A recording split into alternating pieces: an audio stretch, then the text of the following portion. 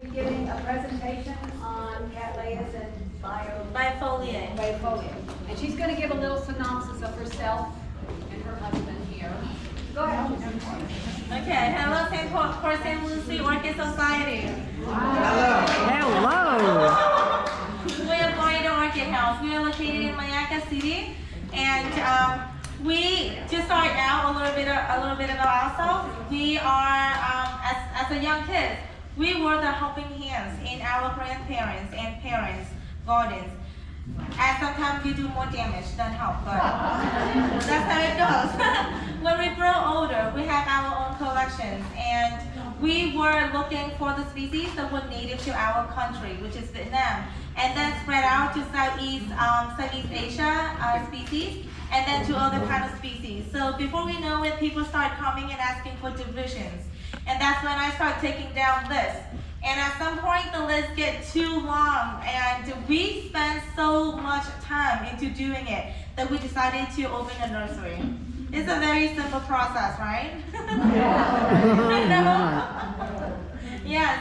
So we can be said to be a new phase in St. Lucie Orchid Society. This is the first time that we come here for a presentation, but we were in your show, the 2022 shows, and it was a great show. We want to give a big thanks to all of the masterminds and the helping hands and the whole society in general for putting up such a successful shows.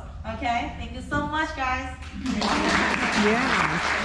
And of course, when Andrea told us about an opportunity to be here, to give a speak for you guys, we couldn't say no. It's a definite yes.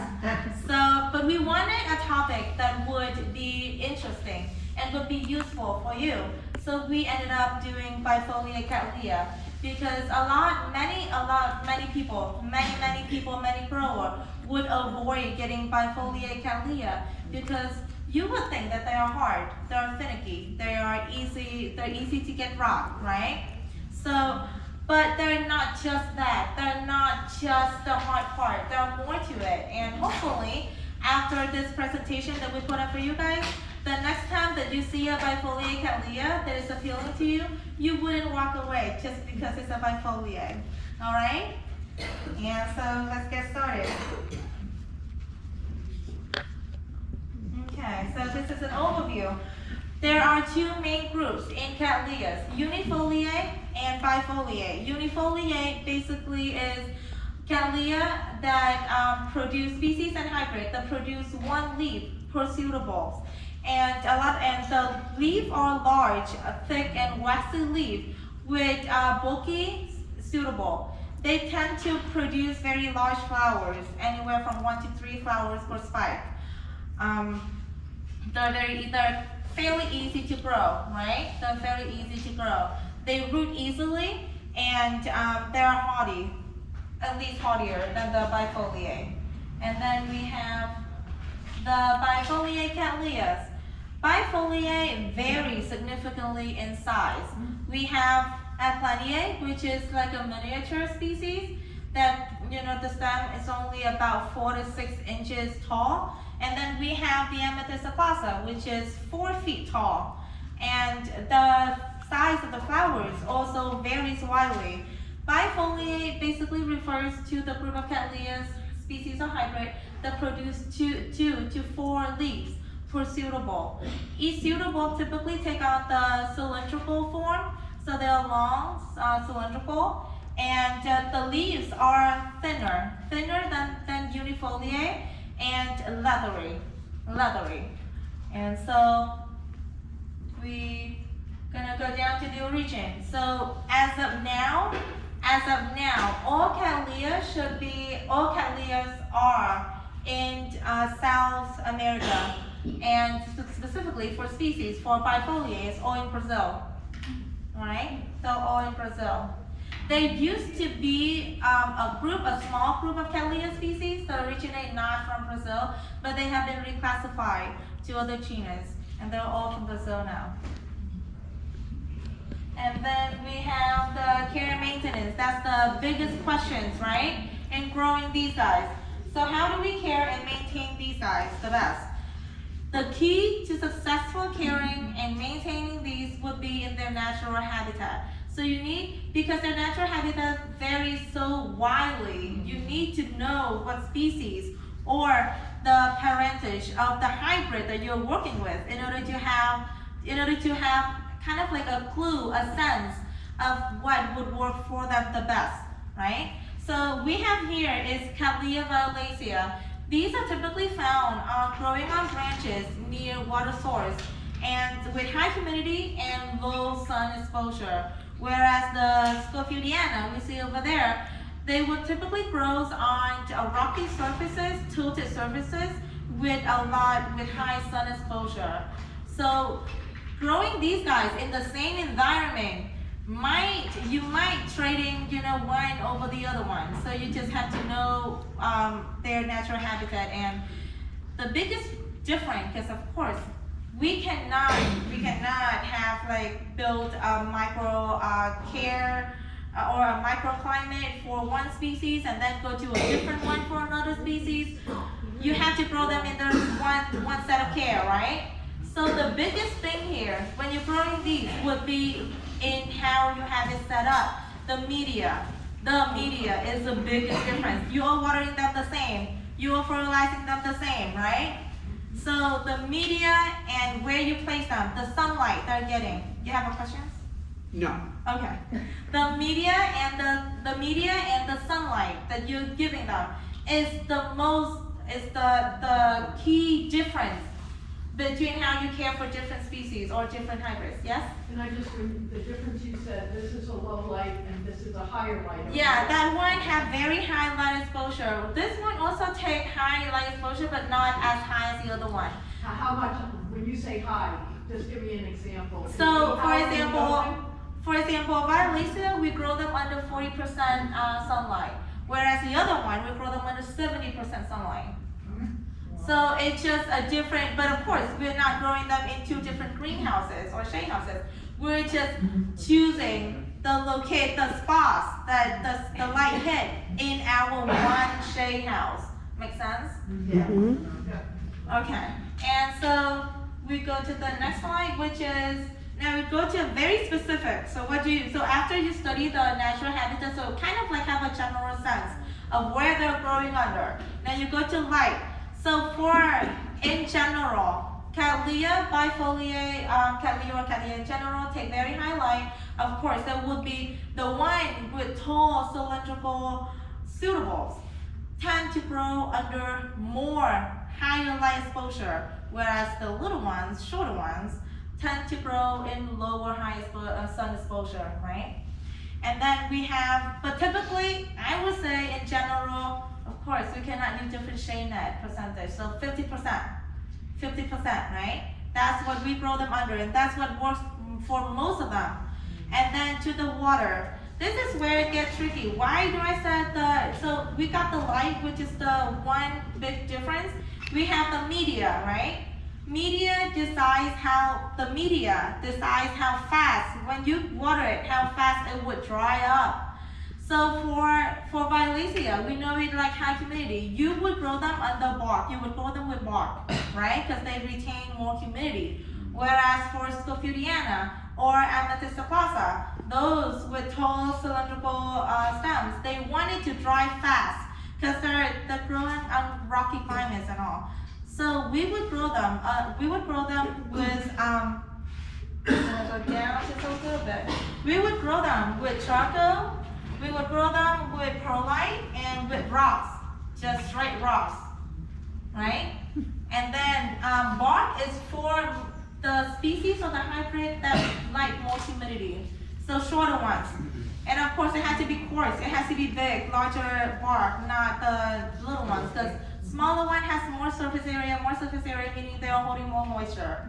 All right. And but typically, when you grow these guys, water-wise, twice a week if you're growing them in bark, okay? Twice a week if you're growing them in bark. If you're growing them in rock, charcoal, or perlite, or mounted, then every single day, just like you're growing pandas. Make sense? And then we go to, now we have to understand when to repot them, when to work with them. You need to know their growth cycle. So bifoliate is difficult or it's hard because it has very specific growth cycle. It only root for a very specific time of the year. It would not easily root throughout the year. Only for that 2 months, you have the best chance of dividing, repotting, doing whatever you want with it, and it would produce the roots to establish itself easily. Versus unifoliate, you can pretty much do it year round, and it would root easily. For these guys, no. So this is where the rule, as you hear more speakers or you read more about this, you will see that there is a trick that people keep telling, and it works, it's true. That you do not repot the bifoliate or do not divide the bifoliate until you start seeing new root emerging from the new growth, right? And the new root should be somewhere about an inch or less. And that's when you know it is that cycle, it is that time of the year that this plant will establish very fast, that you can work with it and you can make some damage with it and it will still reestablish. Alright? Because as careful as you can be, it will still lead to some breakage in the root, even for us. You know, this is just inevitable. And then so that's where, and the root on bifoliate, they do not produce a massive amount of roots like you see in unifoliate. They, of course, more mature, more established, older plants will produce more roots, but in general, not as many. So each root is very important, basically. So that's why we need to time it so that when you do it, you can break it and it will produce a new root, and we're not just destroying the whole means for the plant to absorb nutrition. And then we go to potting media that we have talked, right? And so when we grow bifoliate, especially species, we like to mount it if it's not the very tall species or hybrid. We like to mount it because when it is mounted, the water runs through it and drop down, and we water it every single day. We water it every single day, but it dries out fast. It does not rot easily. So one of the reasons why people try to avoid bifoliate Camellia species also is because it rot easily. Yes, it rot easily. If you grow it the way you typically grow your unifoliate, so your single leaf Camellia. Single leaf Camellia like humidity, so you will see them growing in pots, large pots, right? With bark, and it would grow nicely. But for these guys, the root will get damaged, especially in the winter. In the winter, we have the cold snap. If the root has a lot of moisture, if the root has moisture, then the actual temperature in on the surface of the root will be colder than what we feel in the air because of the water. So that's why you need to have it completely dry when the cold comes, and that's by mounting them or growing them with rocks that doesn't hold a lot of moisture, right? And now to propagation. How do you divide or propagate these guys? Divisions, right? Stem divisions is the easiest. And we cut they grow by rhizome. So by looking at the rhizome, you will see the oldest spike, and then next, and then to the front, all right? Now, when you make the divisions, of course, the front will continue to grow. The front will continue to grow, but you don't want the back to die altogether, right? So that's where it is important to know where you're making the cut. It's not just about, okay, tree suitable for the front. You also need to look at the back and look at the growing point or the eye. You need to cut where the back would have the eye, right?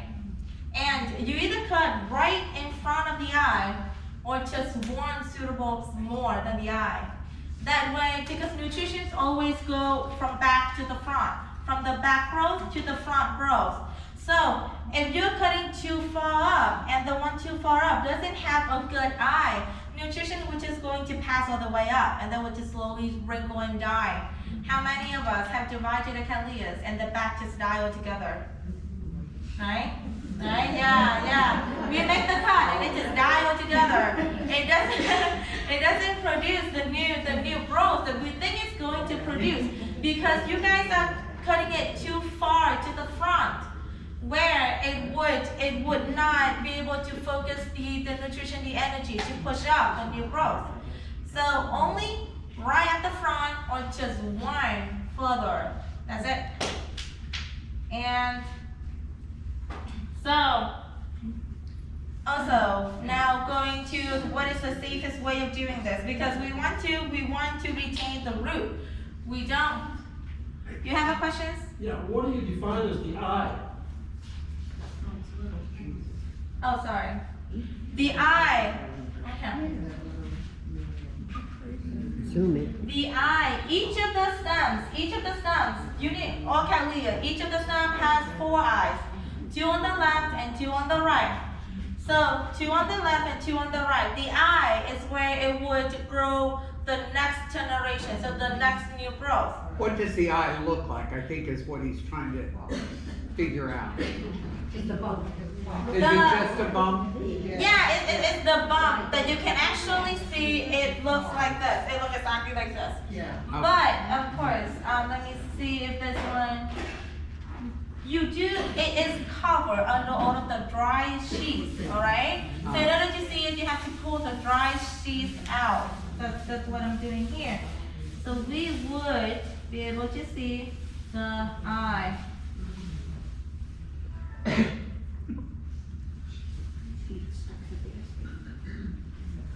Just a little bit. Yeah, so do you want to come up here, love? Oh.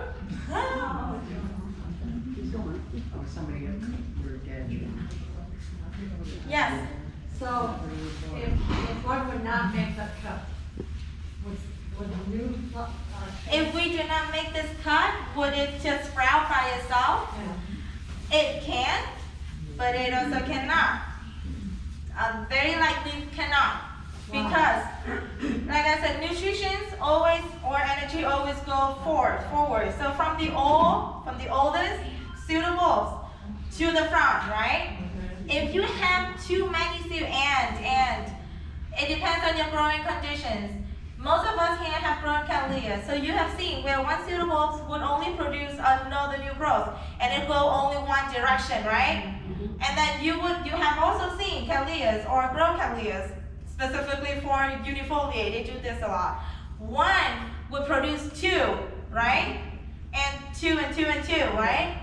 So when they have, so it depends on the genetic first, and then it depends on the root system of the plant. Is the plant have excess energy to push up new growth? It needs energy to push up new growth.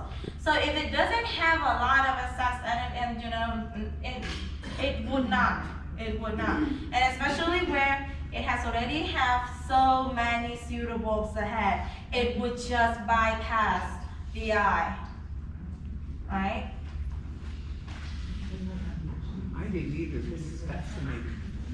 And this is an amethyst plaza. This is an amethyst plaza that we grow at our nursery. And so bifoliate is notoriously known for only doing one single pseudobulbs over the other one.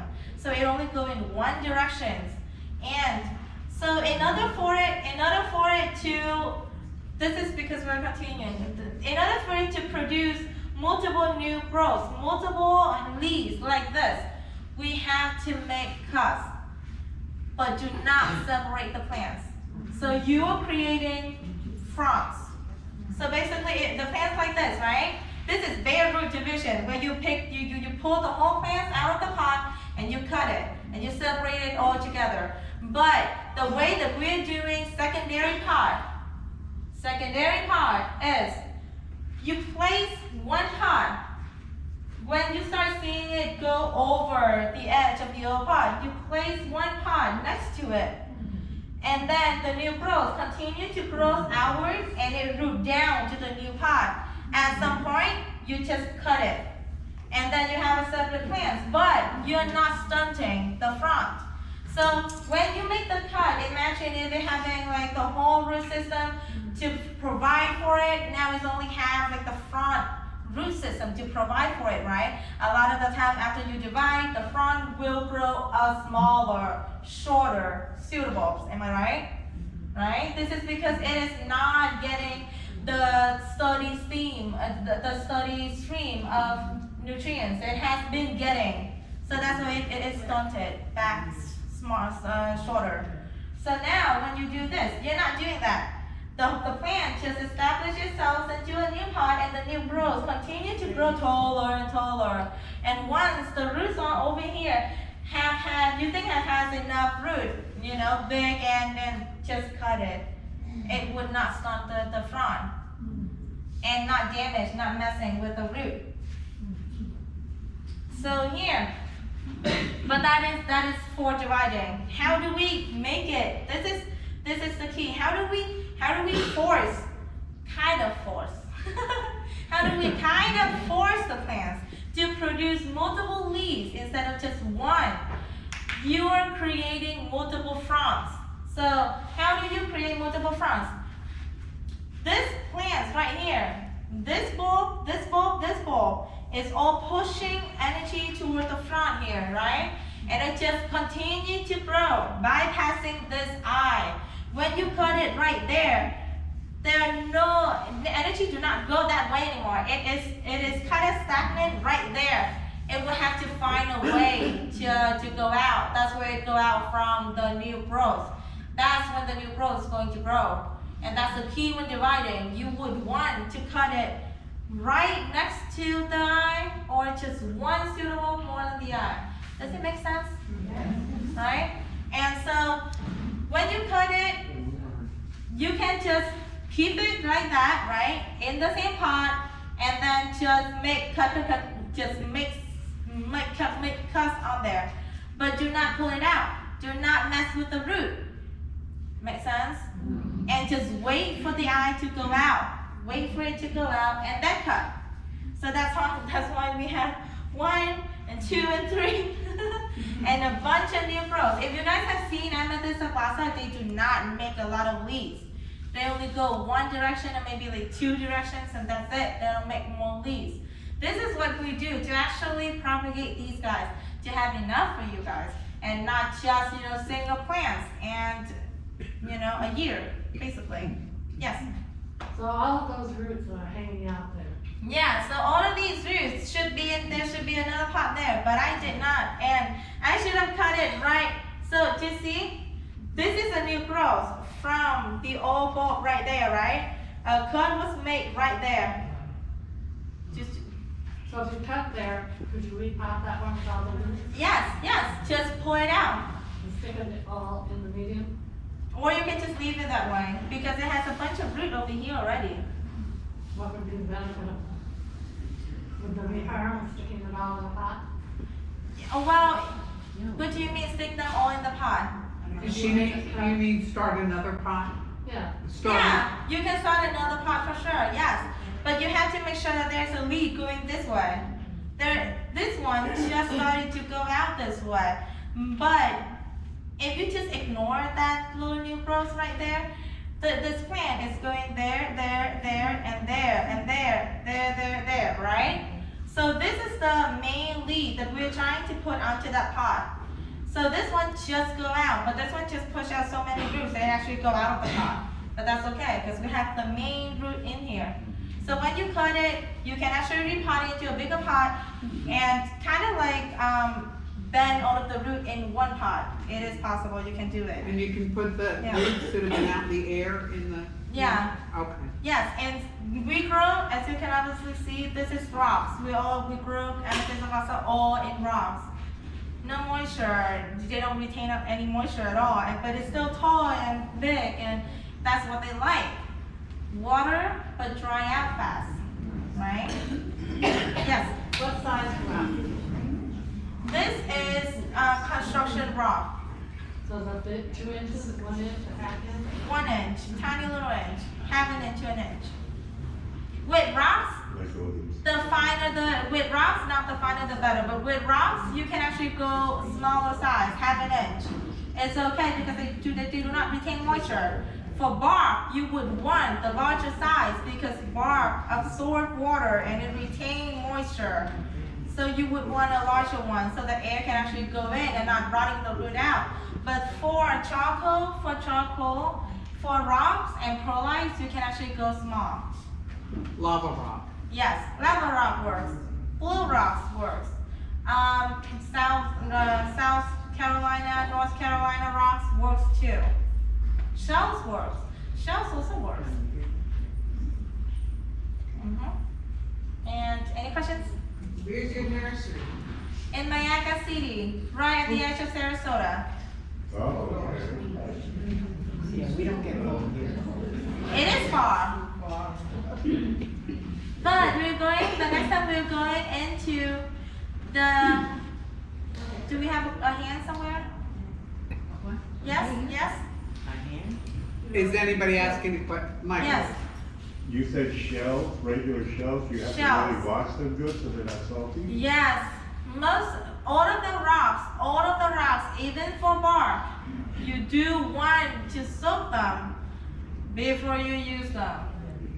Even for charcoal, for rocks, for shells, for anything at all, even for moss. You do need to soak them and then squeeze them out and pop out. When you mount, how much do you use sphagnum moss when you mount? A little bit of Depending it? on the species, but a lot of the time, for bifolia camellia, we do not mount with any moss. Okay. Yes, we do not mount with any moss. Yes. You mount it by foliage, do you leave the bottom falling? Yes, you can leave the longer root falling, but the best way to mount them, if we're using a piece of wood, like a flat, right? If we're using a flat, you attach it, the root might go out, right? Out in the air, not touching it. Use another string to attach, the root, to pull it, close to the string, to the wood.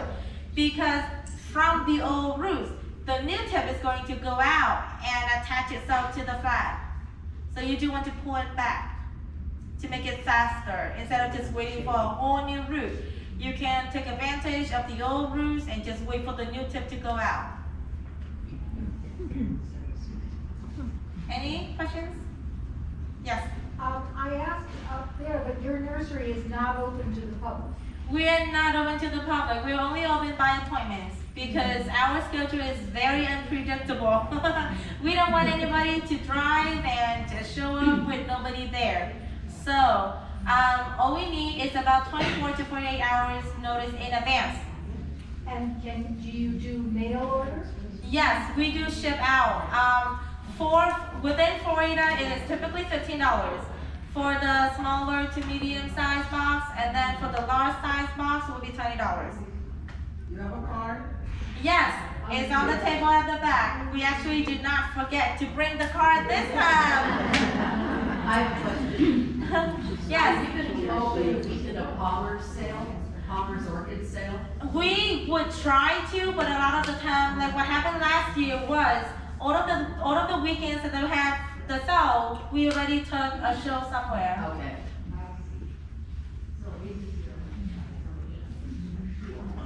Do we have any other questions? Thank you. Thank